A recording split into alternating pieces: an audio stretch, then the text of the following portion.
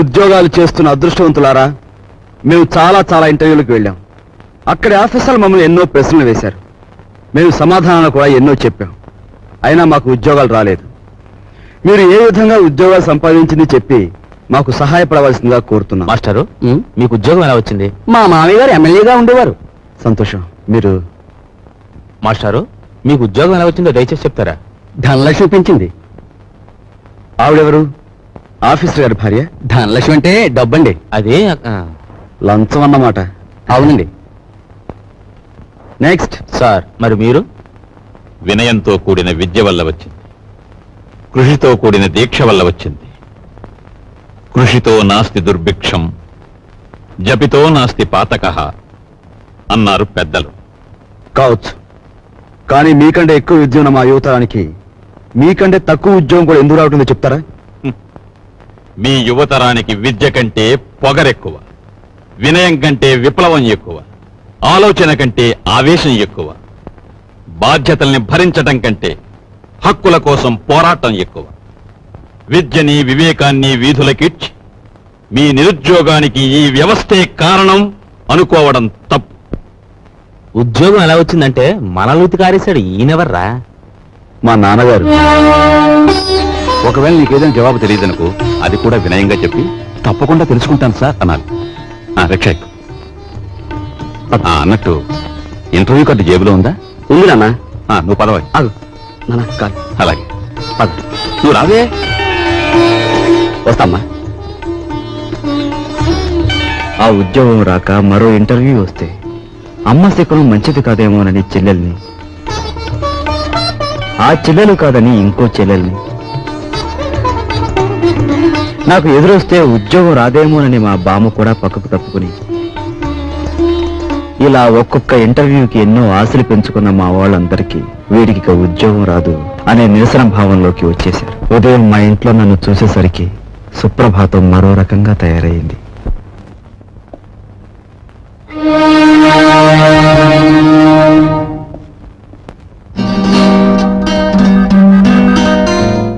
నీ తెలివితేటలు పరీక్షించడానికి సర్టిఫికేట్స్ చూడనవసరం లేదు.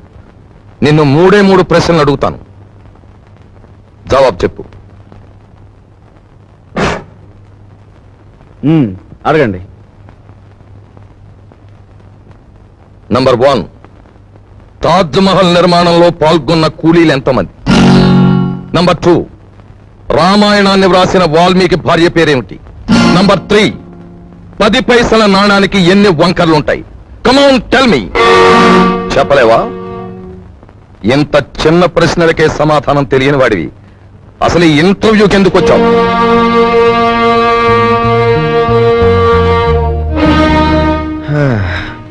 చెప్తాను.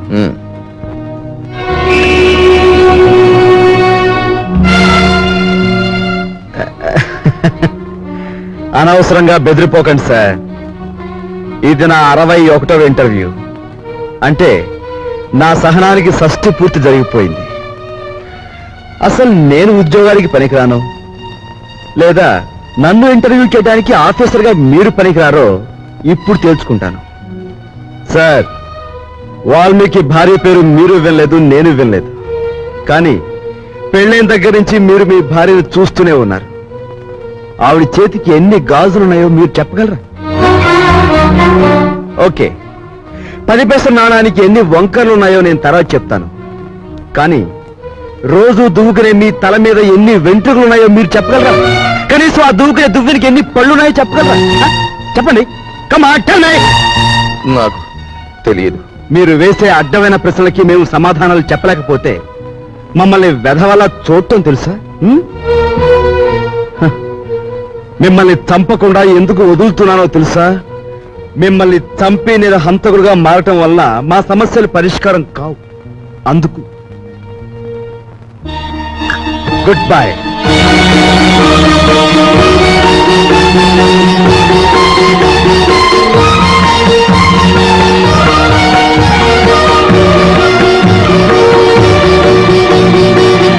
తమ్ముడు టిఫిన్ టైంకి ఎలా వస్తానాడు, ఇంకా రాలేదేమిటి? ఎప్పుడు అన్నమాట తప్పడే. యు ఆర్ కరెక్ట్ అన్నయ్య. నీ తమ్ముడు ఎప్పుడు మాట తప్పడు. కానీ నువ్వే సెంటిమెంట్ తప్పి లతా నేను లేకుండా టిఫిన్ చేయడానికి సిద్ధపడిపోతున్నావు. అబ్బే ఏది ఇప్పుడే కూర్చో తమ్ముడు కూర్చో. అమ్మాయి లత, అన్నయ్య, లతను నువ్వు చాలా గారాభంగా పెంచుతున్నావు. క్రమశిక్షణలో పెంచకపోతే ఏదో ఒకనాడు మనకి శిక్ష వేసే ప్రమాదం ఉంది. జాగ్రత్త. అమ్మాయి నువ్వు ఫైనల్ ఇయర్ పూర్తి చేసి కాలేజ్ వదిలిపెట్టి వెళ్ళిపోయావు. ఇక నా మనసులో లేదు. నీ అంత అందగాన్ని చూసిన కళ్ళతో వేడి మొహం కళ్ళు చూడలేకపోతున్నాను. మళ్ళీ ఎప్పుడు కనిపిస్తావు డియా? అమ్మాయి లత, అమ్మో నాన్న. అమ్మాయి లత. అమ్మాయి, ఏమిటి నాన్న? ఇంకేమిటమ్మా, అక్కడ టిఫిన్లు చల్లారిపోతున్నావు, మీ బాబాయ్ వేడెక్కిపోతున్నాడు. నువ్వు తొందరగా రావాలి. బాబాయ్ వచ్చాడా? ఆ, వావ్, పద పద. హలో, ఉన్నారండి, ఒక్క నిమిషం. ఎవర్రా? ఎవరో మినిస్టర్ గారంటండి. మినిస్టర్ గారా? హలో, నమస్కారం అండి. ఫోన్లో కూడా లేచి మాట్లాడాలా? చెప్పండి సార్. అదేనయ్యా, మన సదానందం లేడు, కాంట్రాక్టర్ వచ్చి వాళ్ళ బామ్మర్ది పేరుస్తాడు. రేపు ఇంటర్వ్యూ ఉంటుంది కదా, ఆ కుర్రని సెలెక్ట్ చేయి. అతనికి బొత్తిగా మెరిట్. మెరిట్ మెరిట్ ఉన్న వాళ్ళకి ఉద్యోగం ఇస్తే మనం చెప్పినట్టు ఎందుకు వింటారయ్యా? అతను సెలెక్ట్ చేయి. అలాగే సార్, అలాగే. ఎవరన్నయ్య? మినిస్టర్ రాజశేఖరం గారు ఆ సదానందం గారి బావమరిదికి ఉద్యోగం ఇమ్మని ఫోన్ చేశారు. ఇచ్చేస్తున్నావా? పదవిలో ఉన్న వాళ్ళ మాట వెనక తప్పదు కదా. చిచ్చి, నీతో టిఫిన్ చేయడం నాదే బుద్ధితో. తమ్ముడు, అరే నువ్వు ఉండు బాబాయ్. నాన్నేమన్నా తెలుతో కూడా ఎవరికి పడితే వాళ్ళకి ఉద్యోగం వచ్చాడు. మోసగాడినైనా నమ్మొచ్చు కానీ పిరికివాడిని నమ్మకూడదు. ఎంచేతంటే భయంలో వాళ్ళు ఏమైనా చేసేస్తారు. ఉండు డాడీ, నేను ఉపాయం చెప్పనా? మెరిట్ లో నెంబర్ 1 కుర్రాడిని చూసి ఉద్యోగం ఇచ్చేయండి. మంత్రి గారు ఏమిటిలా చేశామని అడిగితే నాకు మతిమరుపు ఎక్కువ, మీరు చెప్పిన కుర్రాడి పేరు అదే అనుకుని ఇచ్చేసానని బికమం పెట్టేయండి, సరిపోతుంది. ఏ అలా చేస్తావానయ్య? చేస్తావా లేదా చెప్పు. ఒప్పేసుకోండి. చేస్తానులే, good morning. Good morning.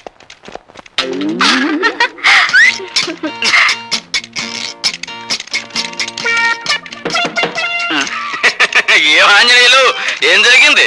You don't worry sir, just కాల్ జారిందంతే. ఏం లైలా, నీ టేబుల్ దగ్గర ఏమన్నా తెలుగు ఐస్కంతం పెట్టావా?